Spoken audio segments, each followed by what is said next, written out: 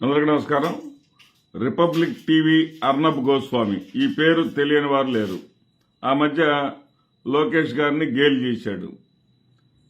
లోకేష్ గారు ఏ రకంగా విఐపి, లోకేష్కి ఏ విధమైన సంబంధం ఉంది అని చెప్పేసి లోకేష్ని నిలదీశాడు.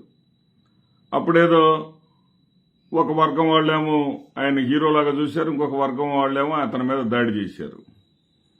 ఈ రోజున అతనిలో ఉన్నటువంటి మతోన్మాదాన్ని, మత దురహంకారాన్ని పూర్తిగా బయట పెట్టుకున్నాడు. అతను ఒక డిబేట్ చేస్తా ఉన్నాడు. ఆ డిబేట్లో తెలుగుదేశం పార్టీ తరఫున దీపక్ రెడ్డి పాల్గొన్నాడు. వైఎస్ఆర్సీపీ తరఫున కార్తీక్ గారు పాల్గొన్నారు. కార్తీక్ చెప్పినటువంటి వివరణకు బెంబేలెత్తిపోయి, కార్తీక్ సంధించినటువంటి ప్రశ్నలకు సమాధానం లేక, ఒక యాంకర్ అయ్యుండి, ఒక మానిటర్ అయ్యుండి,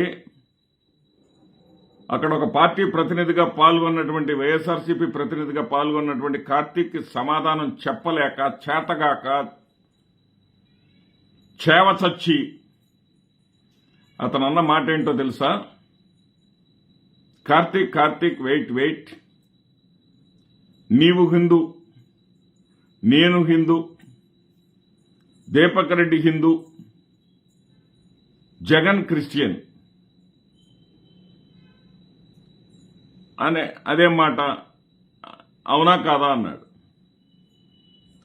దానికి కార్తీక్ గారు ఏమన్నాడు? అదే అప్రస్తుతం, అది కాదు ఇక్కడ కావాల్సింది, పాలసీస్ మీద మాట్లాడండి, తిరుమల లడ్డూలో జరిగినటువంటి విషయం మీద మాట్లాడండి, సబ్జెక్టు మీద మాట్లాడండి అన్నాడు.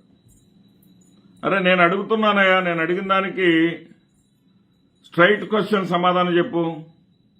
జగన్ క్రిస్టియన్ అవునా కాదా అని రెట్టిస్తా ఉంటాడు అర్నబ్ గోస్వామి. దానికి కార్తీక్ ఏమన్నాడంటే, నీకు నోరెలా వచ్చింది?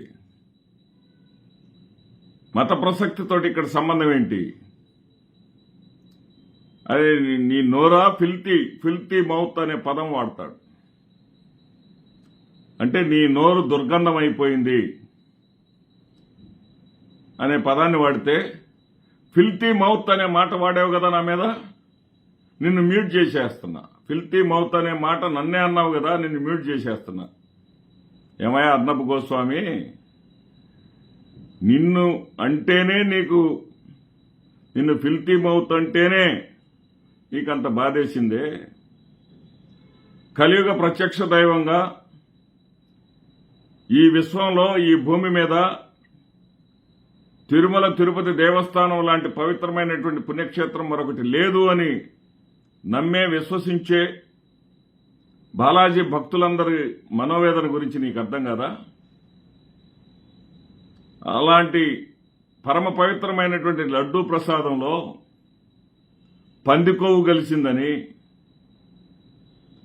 టాయిలెట్ హార్పిక్ కలిపారని, ఆ నోళ్లతోటి దుర్గంధంతో మాట్లాడుతుంటే ఆ నోళ్ల నుంచి దుర్గంధపు వాసన నీకు రాలేదా? ఆ ఫిల్టీ నోళ్లు అవి అని నీకు అనిపించలేదా? నేను సూటిగా ప్రశ్నిస్తా ఉన్నా. ఏదైతే సిబిఐ వాళ్ళు ఇచ్చినటువంటి వివరణ మీకు సరిపోదా? అక్కడ అవినీతి జరిగిందన్నారు, 36 మంది బాధ్యులన్నారు. 36 మందిలో హిందూయేతరులను ఒక్కరినంటే ఒక్కరినైనా చూపిస్తావు అర్నబ్ గోస్వామి? 36 మంది హిందువులేగా.